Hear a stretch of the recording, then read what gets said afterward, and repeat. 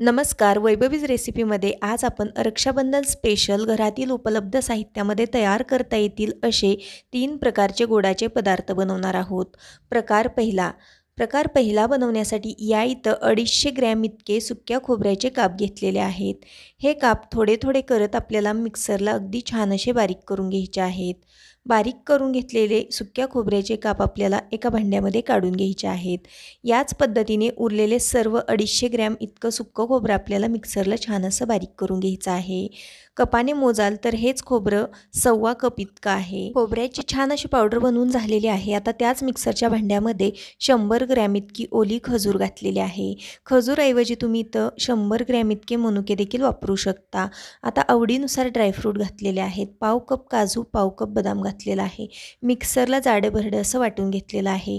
आवडीनुसार बारीक मोठं वाटू शकता. यामध्ये गोडी येण्यासाठी आपण खजुरीचा वापर केलेला आहे. हवं असेल तर तुम्ही यामध्ये गूळ देखील घालू शकता किंवा यामध्ये मनुके घातले तरी देखील याला अगदी छान अशी गोडी येते. खजूर घातल्यामुळे यामध्ये आपण साखर किंवा गुळाचा वापर केलेला नाही. सर्व मिश्रण आपल्याला छान असे एकजीव करून घ्यायचं आहे, मिक्स करून घ्यायचं आहे. सर्व मिश्रण छान असं व्यवस्थित मिक्स करून झालेलं आहे. त्यानंतर या मिश्रणाचे आपल्याला लाडू वळून घ्यायचे आहेत. अगदी मस्त असे झटपट तयार होणारे हे आपले सुक्या खोबऱ्याचे लाडू बनून तयार आहेत. अगदी कमी वेळेमध्ये कमी साहित्यामध्ये झटपट बनून तयार होतात. त्याचबरोबर चवीला भन्नाट लागतात आणि अगदी पौष्टिक देखील आहे. मधल्या वेळेमध्ये मुलांना खाण्यासाठी देखील तुम्ही हे लाडू अगदी बनवून ठेवू शकता. अगदी सहज हे 10 ते 12 दिवसासाठी हे लाडू टिकले जातात. याच पद्धतीने उरलेल्या मिश्रणाचे लाडू आपल्याला वळून घ्यायचे आहेत.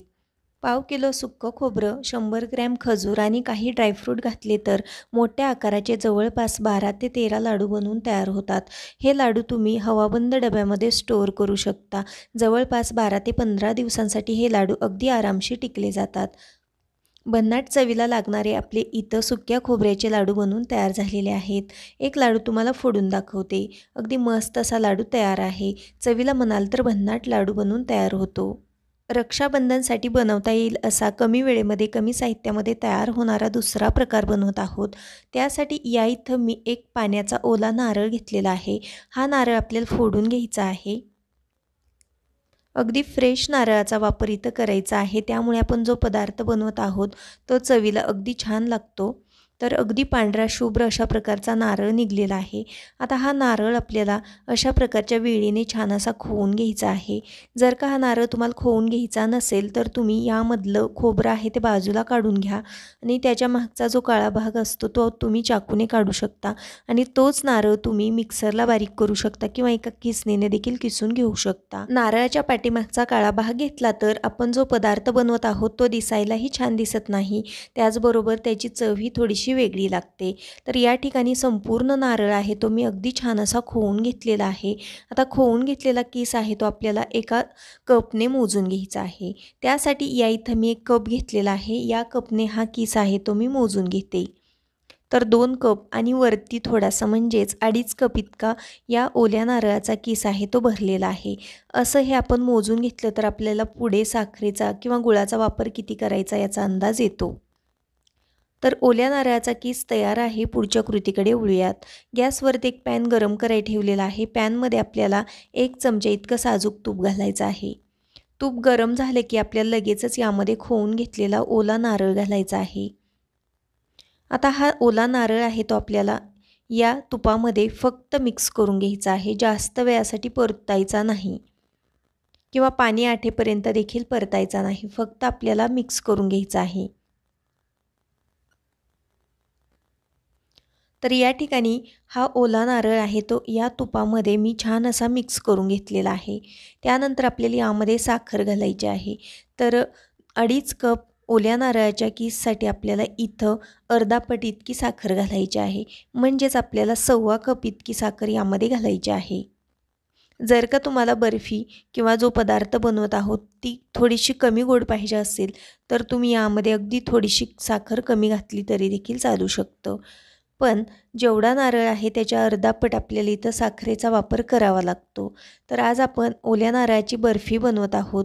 तर साखर अर्धी घातली तर ही बर्फी अगदी छान अशी सेट होते. व्यवस्थित असं मिक्स करून घेऊयात। साखरेमुळे या मिश्रणाला थोडंसं पाणी सुटतं।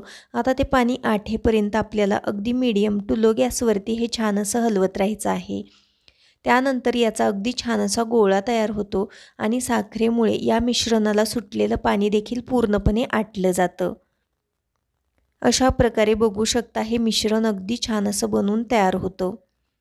असं मिश्रण तयार झाल्यानंतर आपल्याला अगदी थोडंसं हलवून घ्यायचं आहे आणि गॅस बंद करायचा आहे।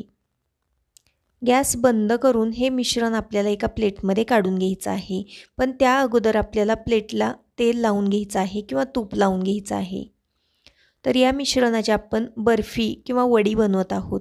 त्यासाठी एका प्लेटला मी तेल लावून घेतलेलं आहे। यामध्ये हे सर्व मिश्रण आपण काढून घेऊयात। मिश्रण गरम आहे तोपर्यंतच आपल्याला या प्लेटमध्ये काढून घ्यायचं आहे। त्यानंतर हे मिश्रण लगेचच आपल्याला अगदी व्यवस्थित असं पसरून घ्यायचं आहे। गरम गरम आहे तोपर्यंतच ही वडी किंवा हे मिश्रण छान असं सेट करून घ्यायचं आहे। वरच्या बाजूने देखील याला छान असं सेट करून घ्यायचं आहे। हवं असल्यास तुम्ही एखाद्या वाटीने देखील याला छान असं प्लेन करून घेऊ शकता। हे मिश्रण प्लेटमध्ये अगदी छान असं सेट करून झालेलं आहे। आता आपल्याला हे कमीत कमी 2 तासासाठी असंच बाजूला ठेवून द्यायचं आहे किंवा जास्तीत जास्त तुम्ही 5-6 तासासाठी देखील ठेवू शकता। फ्रीजमध्ये न ठेवता आपण हे बाहेरच ठेवलेलं होतं। त्यानंतर याच्या आपल्याला वड्या पाडून घ्यायच्या आहेत। हे मिश्रण अगदी छान असं सेट झालेलं आहे। आता हे मी 1 तासामध्येच वड्या कट करण्यासाठी घेत आहे। तुम्ही हवं तर जास्तीत जास्त 4-5 तास देखील याला सेट होण्यासाठी ठेवू शकता। सेट झाल्यानंतर चाकूने अगदी छान असं याला कट करून घ्यायचं आहे हवं त्या शेपमध्ये। त्यानंतर याच्या वड्या आहेत त्या आपल्याला काढून घ्यायच्या आहेत। अगदी 1 तासामध्येच ही वडी मी काढत आहे, त्यामुळे खालच्या बाजूने अगदी थोडीशी वडी ही ओलसर वाटत आहे। तर अशा प्रकारे बघू शकता मस्त वड्या बनवून तयार होतात। ओल्या नारळाच्या वड्या किंवा ही बर्फी अगदी चवीला भन्नाट लागते। यामध्ये मी ड्रायफ्रूट घातलेले नाहीत, हवं असेल तर तुम्ही यामध्ये ड्रायफ्रूट घालू शकता। तर इथं आपली मस्त अशी ओल्या नारळाची बर्फी किंवा वडी बनवून तयार झालेली आहे। चवीला अगदी भन्नाट लागते, कमी वेळेमध्ये कमी साहित्यामध्ये बनवून तयार होते। आता आपण बनवणार आहोत प्रकार तिसरा। प्रकार तिसरा बनवण्यासाठी या इथं मी एका बाउलमध्ये 1 कप भरून इतका बासमती तांदूळ घालत आहे। यामध्ये पाणी घालायचं आहे आणि हा तांदूळ हलक्या हाताने 2 पाण्याने धुवून घ्यायचा आहे। बासमती तांदूळाऐवजी तुम्ही दुसरा कुठलाही तांदूळ इथं वापरू शकता। तांदूळ स्वच्छ धुवून झाल्यानंतर यामध्ये पाणी घालायचं आहे आणि पाण्यामध्ये हा तांदूळ आपल्याला 15 मिनिटासाठी भिजत ठेवायचा आहे। तांदूळ भिजत आहे तोपर्यंत या इथं मी गॅसवरती एक जाड बुडाची आणि पसरट कढई गरम करायला ठेवलेली आहे। यामध्ये आपल्याला 1 चमचा साजूक तूप घालायचं आहे। तूप छान गरम झालं की आवडीनुसार इथं आपल्याला ड्रायफ्रूटचे काप घालायचे आहेत। इथं मी काजू आणि बदामाचे काप घातलेले आहेत। अगदी हलकेशे आपल्याला या तुपामध्ये हे काजू बदामाचे काप परतून घ्यायचे आहेत। परतून झाले की आपण बाजूला काढून घेऊयात। जास्त डार्क रंगावरती भाजण्याची आवश्यकता नाही। काजू बदाम छान असं भाजून झालं की आपल्याला त्याच तुपामध्ये आवडीनुसार मनुके घालायचे आहेत। मनुके तर अगदी पटकन भाजले जातात, त्यामुळे आपल्याला अगदी कंटिन्युअस हलवत हे मनुके लगेच पटकन या तुपातून बाजूला काढून घ्यायचे आहेत। मनुके अगदी छान असे या तुपामध्ये फुललेले आहेत। आता ते देखील बाजूला काढून घेतलेले आहेत। आता उरलेल्या तुपामध्ये आपल्याला काही मसाले घालायचे आहेत। तर मसाल्यांमध्ये इथं मी 4 ते 5 लवंगा, त्याचबरोबर अगदी छोटेसे 3 दालचिनीचे तुकडे घेतलेले आहेत। त्याचबरोबर 4 ते 5 मी सुगंध वेलची घेतलेल्या आहेत। हे देखील आपण या तुपामध्ये छान असं परतून घ्यायचं आहे। हे मसाले छान परतून झाल्यानंतर आपण पाण्यामध्ये भिजत ठेवलेला तांदूळ घालायचा आहे। तर हा तांदूळ मी नितळण्यासाठी चाळणीवरती काढलेला होता, त्याच्यामधलं पाणी पूर्णपणे ड्रेन झालेलं आहे। हा तांदूळ यामध्ये घालून अगदी हलक्या हाताने आपल्याला हलवून घ्यायचा आहे। तर 1 कप तांदळासाठी आपल्याला 2 कप इतकं गरम पाणी यामध्ये घालायचं आहे आणि व्यवस्थित असं मिक्स करून घ्यायचं आहे। अगदी हलक्या हाताने आपल्याला हे हलवायचं आहे, नाहीतर तांदूळ तुटू शकतो। त्यानंतर अगदी चवीकरता थोडंसं मीठ घालायचं आहे। तर हा पदार्थ किंवा हा भात आहे तो आपण गोड बनवत आहोत, त्यामुळे जास्त मिठाचा वापर करायचा नाही। एकदा छान अशी उकळी काढायची आहे आणि झाकण ठेवून हा भात आपल्याला अगदी छान असा 90% होईपर्यंत शिजवून घ्यायचा आहे.